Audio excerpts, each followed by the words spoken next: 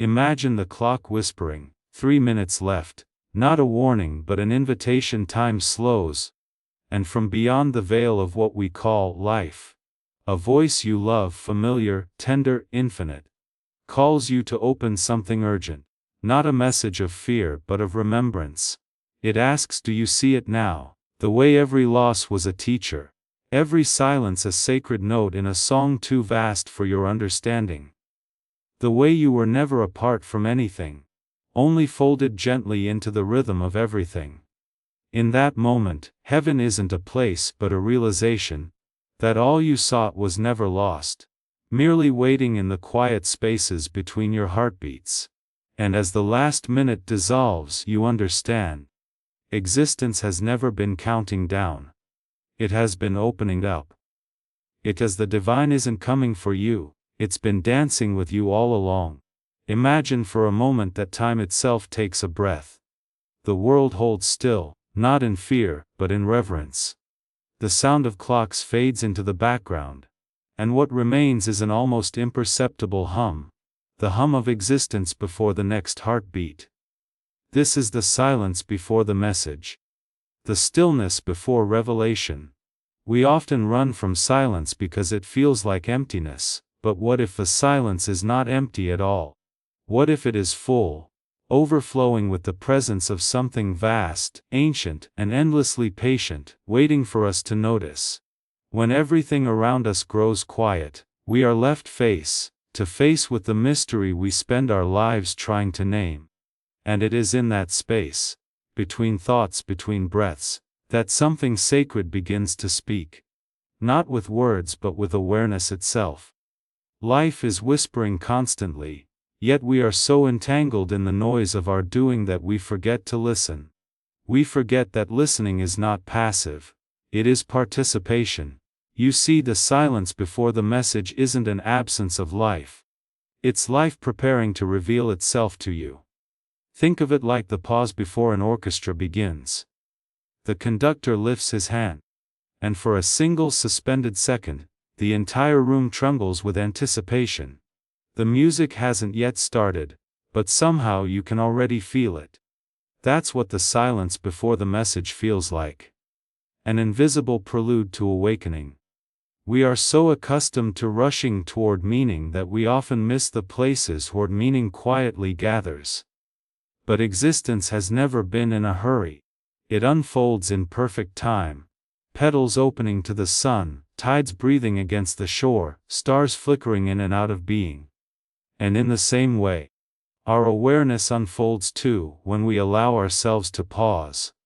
When we stop trying to control the rhythm and simply let it move through us. Perhaps the one you love, the one who has gone beyond the reach of your hands but not your heart, is speaking to you in this silence. Perhaps their voice doesn't echo through air, but through the subtle current of your own stillness. If you listen, not with your ears, but with your being, you might find that they never really left. That heaven is not somewhere else, but hidden in this very moment, between one breath and the next. The silence before the message is the threshold where heaven meets earth. Where what is beyond you and what is within you are no longer separate. It's where the eternal speaks through the ordinary. The wind through the trees. The flicker of candlelight. The quiet ache that tells you something beautiful once existed and still does, just in a different form. But this silence asks something of you. It asks for surrender, the willingness to stop naming things, stop seeking control, and instead, to be in the wonder of not knowing. For only when you stop demanding answers does the truth gently reveal itself. It's a paradox, isn't it? The more we chase the message, the further it retreats. The more we rest in presence, the clearer it becomes. The silence before the message is the invitation to come home. Not to a place, but to a state of being. It's an invitation to remember that you are part of something immeasurable. That beneath the noise of your worries, beneath the weight of your stories, there is a still point, calm, eternal, and deeply familiar. The same stillness that existed before you were born. and the same that will cradle you long after you're gone.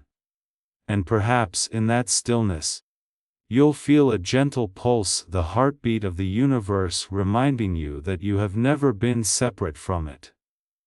That the one you love is not lost, but woven into that pulse, into you. So before you open the message, before you try to understand it, listen. Let the silence open you. Let it teach you that every pause is a doorway, and every breath a bridge between worlds.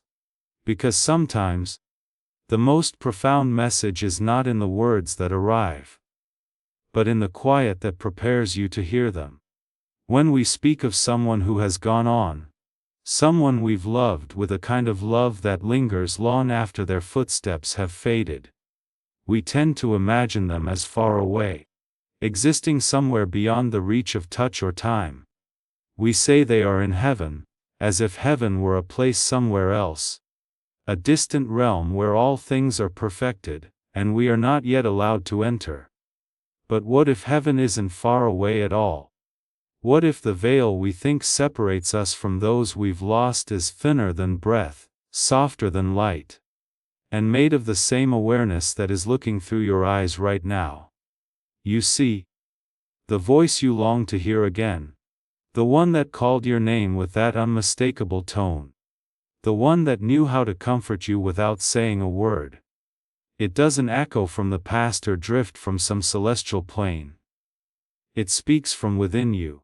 Because love does not belong to time, it never did. Time can take away faces, moments, entire lifetimes. But it cannot touch the essence of what love truly is. Love was never contained within the body. It was the space between hearts. The silent recognition that something eternal was seeing itself through two forms. Imagine for a moment that the person you love is not gone, but transformed. Like a wave returning to the ocean, it doesn't cease to exist, it simply becomes more of itself. The ocean remains vast and alive, and every wave that rises from it carries within it the memory of all that came before. In the same way, those we love are not gone. They have returned to the great ocean of being. And when we are quiet enough, when we open our awareness wide enough, we can feel their presence move through us like the tide. Sometimes it happens suddenly. You might be sitting by a window, watching the rain trace its slow journey down the glass, and a memory floods in. Not just the image of them, but the feeling, the unmistakable vibration of their being. You feel it so clearly that for a moment, you almost turn to speak. That's not imagination, that's communion. That's love speaking across dimensions, reminding you that there are no real boundaries in consciousness, only the illusion of them. We are part of a vast, interconnected web that stretches beyond the limits of sight or reason. Every thought, every heartbeat, every flicker of compassion ripples through that web, touching all things.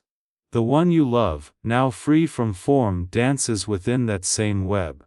And when you love them still, when you remember them with tenderness, your love vibrates through that same network of being, and somewhere in the unseen they feel it. They are not looking down on you.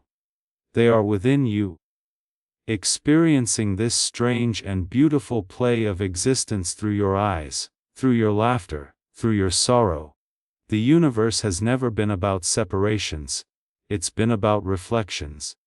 What you call them, and what you call you, are two faces of the same infinite presence, gazing lovingly at itself through the illusion of difference.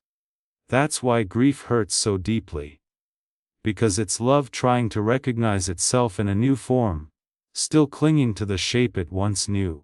But when you begin to understand that the form was only a temporary costume for something eternal, the grief softens. It doesn't disappear, but it transforms.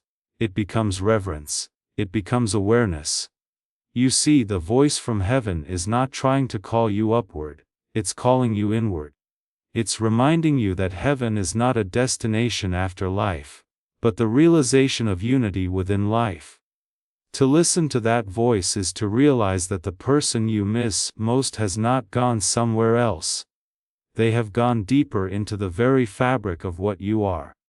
So, when you hear the whisper, when you feel that sudden warmth rise in your chest, don't dismiss it as imagination. That is the message. That is love reminding you that it cannot die. And perhaps in that realization, you'll come to see that all of life, this play of light and shadow, joy and sorrow, is heaven discovering itself through your experience. The voice you loved never left you, it simply changed its language. And now, it speaks as the quiet within your own heart. 3 minutes left. It sounds like a countdown, doesn't it? The kind of phrase that makes the heart race a little faster, the mind scramble for meaning. 3 minutes left to say what matters, to fix what's broken, to feel what you were too distracted to notice before. But perhaps it isn't a warning at all. Perhaps it's a reminder. A quiet nudge from life itself saying, wake up. You are here now. The urgency is not about time running out. It's about realizing that time was never the point. Most of us move through life as though it were an endless rehearsal. We speak of tomorrow as if it were a promise written in stone. We delay joy, we postpone forgiveness. We wait for the perfect moment to live fully, never realizing that the perfect moment has been patiently waiting for us all along. The illusion of later is one of the most convincing stories the mind ever tells. But if you listen closely, life keeps whispering the truth. There is only this breath, this beat, this now. Imagine for a moment that these 3 minutes were all you had left. Not in a morbid way, but in a real one. How differently would you look at the world around you? How gently would you touch the air? How deeply would you listen? You might notice how the sunlight spills across the room. How the sound of someone's laughter feels like a gift. How the very act of being aware is a miracle too easily overlooked. You would stop chasing what's next. Because you'd realize, what's next has always been here disguised as what's now. The great paradox of urgency is that it doesn't call us to rush. It calls us to awaken. It's not asking you to do more, but to be more present. The universe doesn't measure your life in years or accomplishments, but in moments of awareness.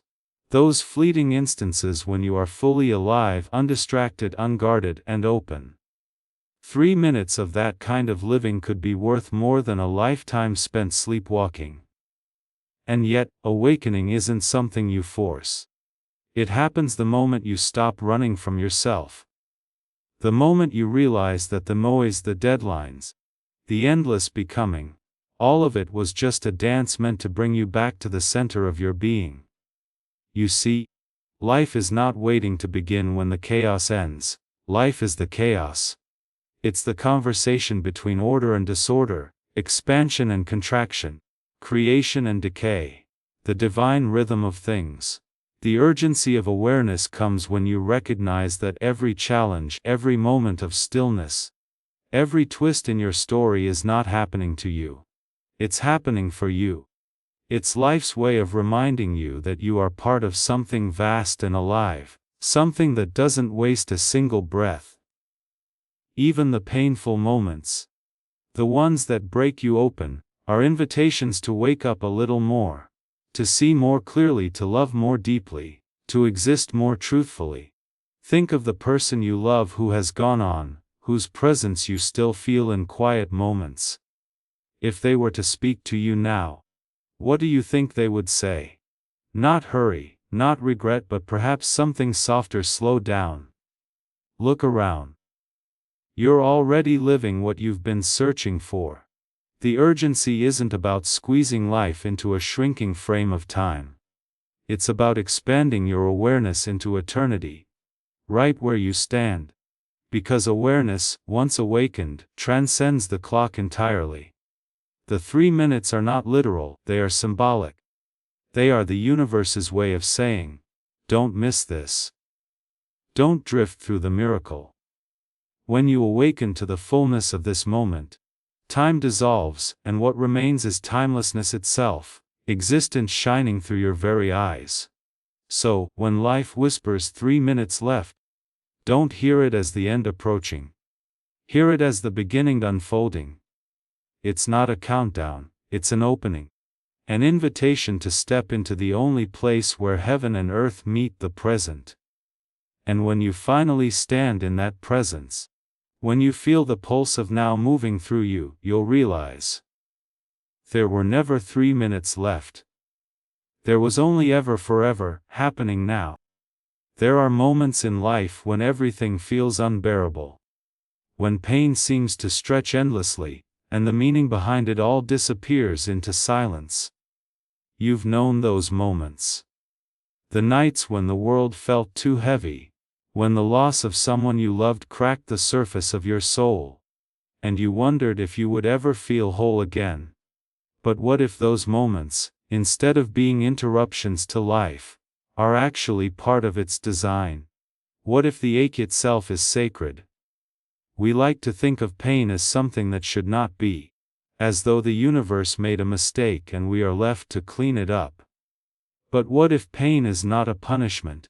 It's a teacher.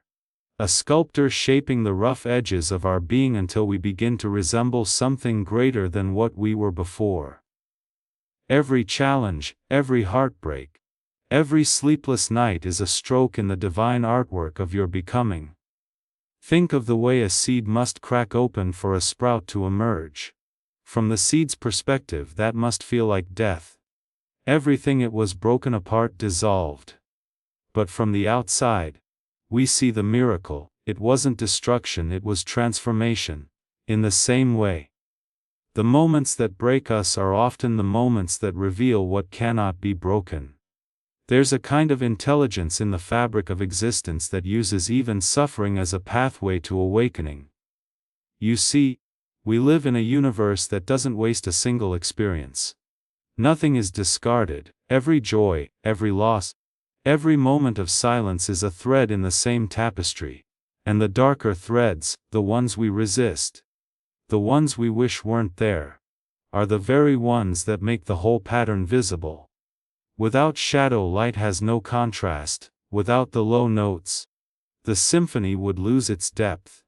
And yet, when we're in the middle of suffering, it's almost impossible to see that. We think, why this? Why me? But maybe the better question is, what is life trying to reveal through this? Because sometimes, the pain you feel is not a signal that something has gone wrong. It's the sound of the universe trying to tune you. Like an instrument being prepared for a song you haven't yet learned to play. The beauty of existence is that it doesn't separate pain from purpose. The two move together, like partners in a slow dance. And when you stop fighting the rhythm, when you stop insisting that life should only play the pleasant notes, something extraordinary happens. You begin to hear the music beneath the noise. You begin to understand that even suffering has its harmony. And perhaps that's what the one you loved would want you to know. That your suffering was never meaningless. That every tear you shed was part of the great current pulling you toward understanding, compassion, depth. The ones who have passed on, they've seen the whole design now. From their vantage point, there are no mistakes, no wasted sorrows, only movements in a grand symphony too vast for us to hear in its entirety. We often speak of healing as a return to who we were before the wound. But perhaps true healing is the recognition that the wound was part of the process all along. That the crack in your heart wasn't the end of something sacred. It was the doorway through which light could finally enter. So when the pain comes again, and it will, don't turn away, sit with it, listen, ask what it's trying to show you. Because the sacred geometry of suffering is not random, it is precise. It leads you not away from yourself, but toward the very center of your being. And there, in that quiet center, you'll find that what you thought was broken has always been whole. The lesson of pain is not endurance, it's transformation. And when you finally understand that, you realize the cracks were never your undoing, they were your awakening. There's a moment, subtle and often overlooked, where heaven and earth seem to meet. It isn't up there in the clouds, nor buried deep beneath the soil. It's here, in the ordinary, in the shimmer of the present moment. We imagine heaven as a distant realm, a place we'll one day ascend to if we've done everything right. But what if heaven is not a destination at all? What if it's the dimension of reality that is always here, waiting for us to notice it? The divine unfolding through the texture of our daily lives. Heaven breathes through the small things, a breeze against your skin, the way sunlight dances on water, the laughter of someone you love. These moments are not random, they're windows. Each moment is a quiet reminder that the sacred and the mundane were never separate. When you truly pay attention, the veil dissolves, and you see that what you've been searching for has been moving through you all along. The same is true for those who've left us. The ones we say are heaven are not lost somewhere far beyond the stars. They are part of the same eternal rhythm that animates every breath, every leaf, every pulse of your heart. You carry them, not as memories trapped in time, but as living presences woven into your being. When you smile unexpectedly or feel a wave of warmth for no reason at all, that's them. That's the dance between heaven and earth. The ongoing conversation between what was and what still is. We often think of life as something that begins and ends, like a line with two fixed points. But perhaps life is more like a circle, or better yet, a spiral, ever moving, ever evolving, carrying us closer to the center of understanding. The physical form may fall away, yes, but what we are is not confined to that form. We are expressions of the same infinite energy that spins galaxies, blooms flowers, and whispers through the spaces between thoughts. To see heaven on earth, we must stop looking for it as an event, and begin to feel it as a state of being. It's not about escaping this world. It's about perceiving it differently. The divine doesn't exist apart from your human experience. It exists within it, expressed through the friction and the flow, the joy and the sorrow, the birth and the decay. When you stand still long enough to see both sides of that dance, you realize that every ending is also a continuation, every death a doorway. The bridge between heaven and earth is built of awareness. Each act of love, each moment of presence, each gentle breath of gratitude becomes a step across that bridge, and when you walk it consciously, life ceases to feel fragmented. You begin to understand that your pain and your joy are both sacred notes in the same song. The song of existence singing itself into form through you. And maybe that's what those in heaven would want you to realize. That you are not meant to reach for heaven. You are meant to reveal it. Every time you love deeply, forgive freely, or see beauty where others see nothing at all, you bring heaven closer. You make the invisible visible. You become the meeting point of the infinite and the finite, the eternal and the fleeting. Heaven, then, is not a place waiting at the end of your story. It's the awareness that has been narrating it all along. It is here, now, moving through you, looking out through your eyes, breathing through your lungs, and whispering softly, "I never left." So, the next time you feel the wind brush your cheek, or hear the laughter of a child echo through the air, remember, you're not witnessing heaven from afar. You are standing in it. When you finally open that message, the one that's been waiting for you all along, you might discover something unexpected. You realize that it's not written in words, not carved in light, but expressed through your very life. The message isn't separate from you. It is you. Every joy, every heartbreak, every decision and delay, every fleeting moment of wonder, it's all part of a vast, unfolding letter from the divine. Signed in your own handwriting. We spend so much time searching for purpose, as though it's hidden somewhere outside of us, waiting to be uncovered like a secret treasure. We imagine it will arrive suddenly, announced by trumpets or thunder, revealing the grand reason for our being here. But life's truth is far subtler, far more intimate. Your purpose doesn't arrive, it awakens. It has been quietly weaving itself into the rhythm of your every breath, into the small gestures of kindness, into the pain that shaped your empathy. Think of your life as a sentence in the great poem of existence. You may not yet understand how your line fits within the whole, but it does. Every word matters, even the ones that seem uncertain or misplaced. The pauses, the silences between experiences, are just as important as the words themselves. Together they form the syntax of your becoming, the divine grammar of your soul's story. And yet, it's easy to forget this. We're taught to compare, to measure, to question our worth against the brightness of others. We think, only I knew my purpose, then I could begin to live. But the truth is, you have been living your purpose since the very beginning. The moment you loved someone, the moment you forgave when you could have hardened, the moment you noticed beauty for no reason at all. Those were not accidents. They were divine expressions moving through you. Proof that you are not a separate being trying to find meaning. You are meaning in motion. When you begin to see your life this way, something remarkable happens. The ordinary becomes extraordinary. Folding laundry, holding a hand, watching the rain, they stop being mundane acts and become moments of communion. You start to see that your life is not happening to you, but through you. You are both the observer and the observed, the dancer and the dance, the artist and the artwork.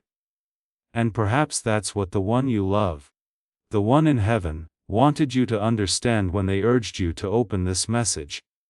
That you are not small, not forgotten, not random. You are a continuation of the divine pulse that beats through everything. You are the vessel through which heaven experiences itself on earth. The purpose you've been chasing has never been separate from you. It's been breathing alongside you, shaping every moment into a quiet revelation. To open this message, then, is to awaken to your own reflection in the mirror of eternity. It's to recognize that your imperfections are not errors, but brushstrokes. The doubts, the detours, the longing, all of it belongs. The divine never demands perfection, it delights in expression. You are not here to get life right. You are here to be life, fully, courageously, tenderly. And when you realize this, the need to prove, to chase, to grasp begins to fall away. You stop asking, "What is my purpose?" and begin to live as the answer. You begin to see that your being is the purpose. To love, to wonder, to create, to feel, to exist consciously within the mystery. That is the divine message unfolding itself through you. So, open it, not with your hands but with your awareness. But every moment, every breath, every quiet realization be a word in that eternal message. Because when you finally read what life has been trying to tell you, you'll understand. You were never the messenger. You were always the message.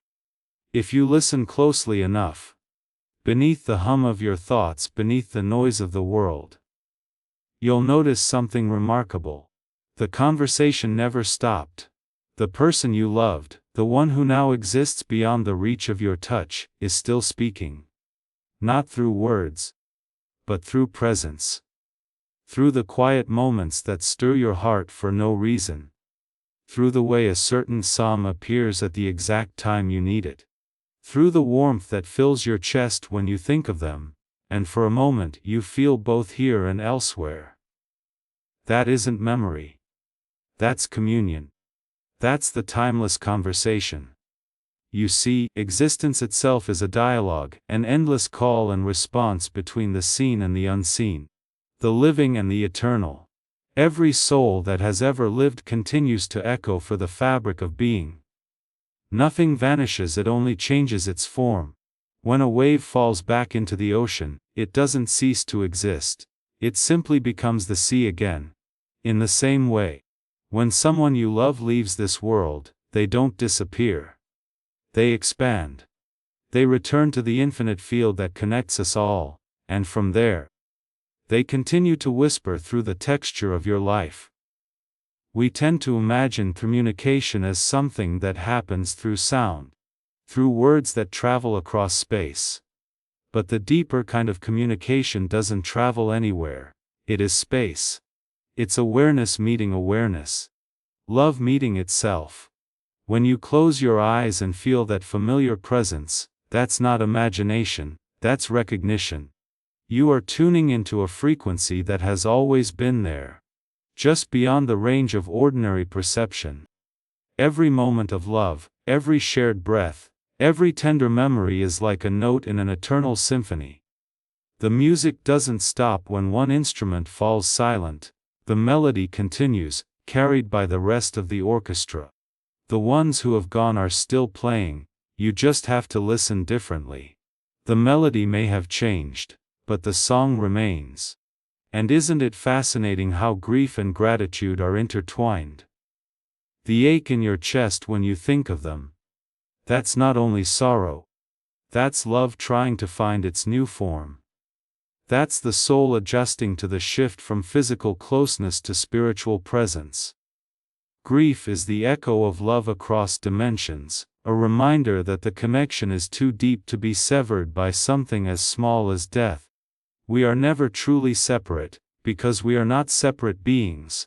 We are waves of the same consciousness, rising and falling in time. When someone you love dies, they don't move away from you, they move through you. Their essence merges with the larger current of existence.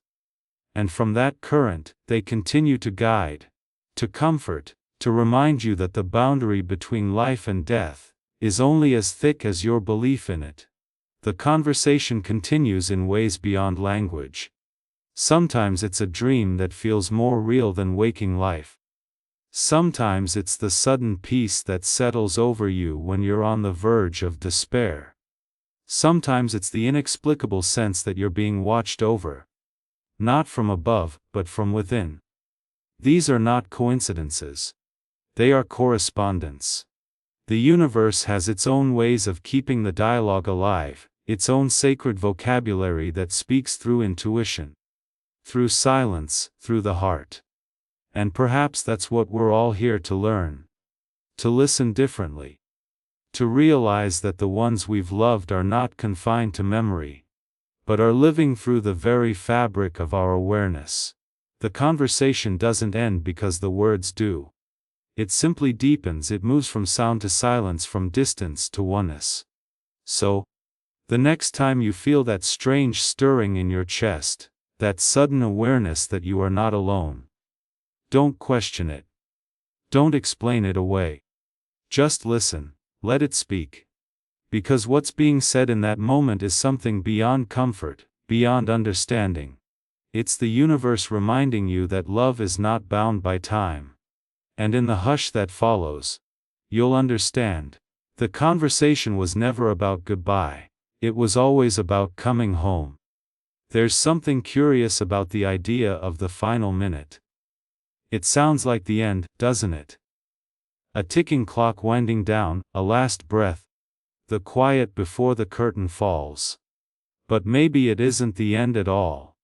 Maybe it's the moment when everything that was scattered suddenly gathers.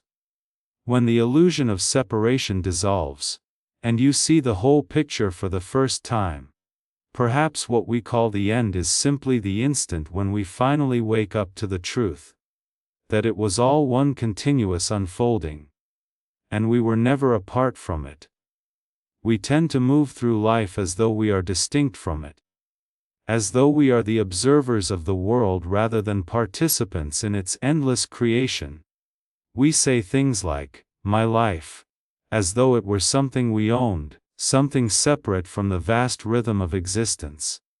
But when you come close to the edges of things, whether through loss, love, stillness, or even death, you begin to sense that life was never yours to hold. It was lending itself to you. You were not the conductor of the symphony. You were the note that made the music whole. When the clock says there's 1 minute left, What really happens is that the veil between heaven and earth grows thin. The urgency of meh begins to fade, and the awareness of expand. You realize that what you've been calling your life is just the universe looking out through your eyes, breathing through your lungs, tasting its own infinite possibilities through your experiences. There is no edge where you end and the world begins. There never was. Every joy you felt, every heartbreak you endured, every moment you thought was yours alone, those were not isolated fragments.